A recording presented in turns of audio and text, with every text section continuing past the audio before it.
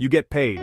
You pay your rent, buy groceries, maybe top up your phone, and somehow before the week is even over the money is just gone. And you sit there thinking, I'll start saving when I earn more. Sound familiar? A lot of people live in that loop for years, waiting for a raise, waiting for a better job, waiting for the right time. But here's the thing nobody tells you. That moment rarely comes on its own. And the real reason most people can't save has nothing to do with how much they earn.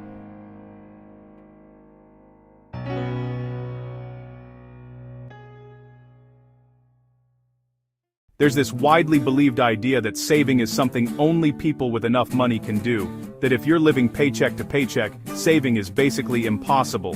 But think about this, there are people earning double your income right now who have zero savings. And there are people earning less than you who've managed to set something aside every month.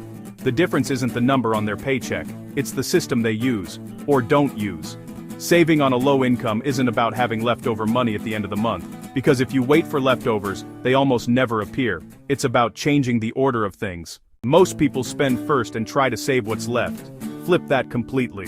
The moment any money comes in, whether it's a salary, a side job, anything, move a small amount out before you spend a single coin, even if it's the equivalent of $2 or $3. The amount matters less than the habit. This is called paying yourself first, and it works because you never actually see that money as available to spend. You can do this manually by transferring to a separate account right away, or by setting up an automatic transfer if your bank allows it. Keep that savings account boring, no card attached to it, no easy access. Out of sight, out of temptation. Before you can save more, you need to see clearly where the money is actually going. Not where you think it's going, where it's actually going. Most people are genuinely shocked when they do this exercise. Grab your last month of bank transactions or phone payment history and just look.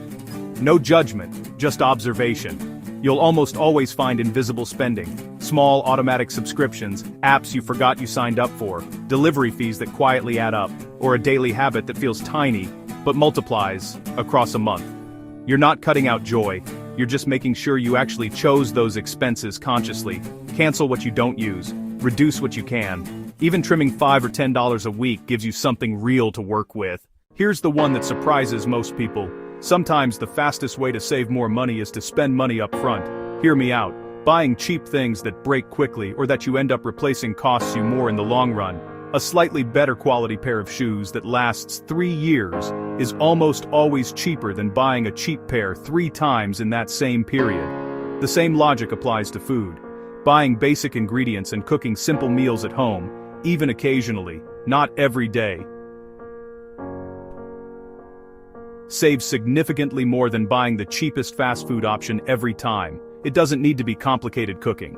Basic rice, eggs, beans, or whatever staple is affordable in your country prepared at home stretches your money in a way no restaurant ever can. Spending a little more strategically in the right places means you spend less overall. When you feel the urge to buy something that isn't an immediate necessity, stop. Just wait 24 hours. Put it in a cart, write it on a note, screenshot it, but don't buy it yet. You'll be genuinely amazed how often that urge completely disappears by the next day. What felt urgent at the time just doesn't matter anymore.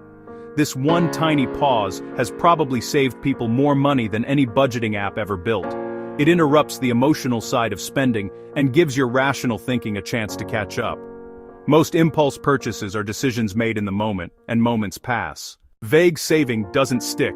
Saying I want to save more is not a goal, it's a wish. But saying I want to save the equivalent of 1 month's rent as an emergency cushion by the end of the year, that's a real target. When you know exactly what you're saving for, skipping a small expense feels like a win instead of a sacrifice. It could be an emergency fund, a trip you've always wanted, a tool that helps you earn more, or simply the feeling of having something behind you for the first time. Name it.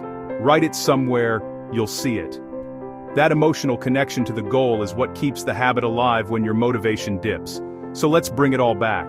You don't need to earn more before you start saving. You need to pay yourself first, see where your money actually goes, spend smarter not just cheaper, pause before impulse buys, and tie your savings to something that genuinely matters to you. None of this requires a big income. It just requires a small shift in how you think about money. Start with just one of these today. Pick one. That's all it takes to break the cycle. If this helped you, subscribe to Money Made Simple. We post simple money tips every week and we keep it real, clear, and actually useful. See you in the next one.